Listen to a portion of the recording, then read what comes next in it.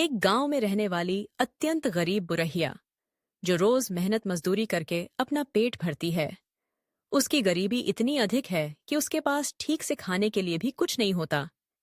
एक दिन माली की नेशी बुरहिया के हाथ एक जादुई चम्मच लग जाता है, जिसकी विशेषता यह है कि वह उसमें डाले गए खाने की मात्रा को कई गुना बढ़ा देता है। यानी ए टी डी तुकी। अगर आप इसमें एक रोटी रखें तो वह चम्मच उसे कई रोटियों में बदल सकता है। इस जादुई चम्मच की वजह से बुरहिया की परेशानियां दूर हो जाती हैं। अब उसके पास भरपूर भोजन होता है, वह खुद भी खाती है और गांव के अन्य गरीब और भूखे लोगों को भी खिलाने लगती है।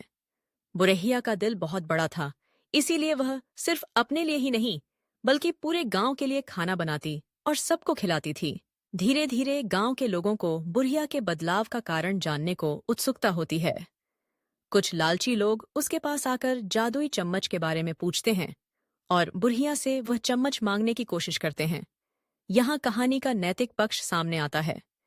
जब हम किसी चीज से वंचित रहते हैं तो उसकी कद्र नहीं करते, लेकिन जैसे ही किसी के पास अद्भुत संपत्ति या कोई जादुई चीज आ जाए, लोग जलन और लालच के वशीभूत हो जाते हैं। लोग उस जादुई चम्मच को हड़पने की योजनाएं बनाते हैं, किंतु बुरहिया सदा सजग और ईमानदार रहती है।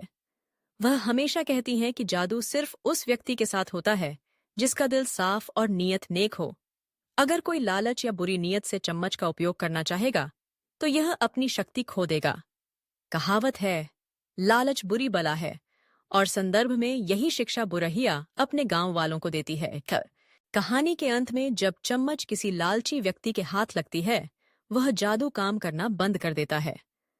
इससे यह संदेश मिलता है कि छोटी सी चीज भी अगर सही व्यक्ति के पास है तो वह बड़े चमत्कार कर सकती है, परंतु वही चीज अगर गलत हाथों में जाए तो उसका नाश हो जाता है।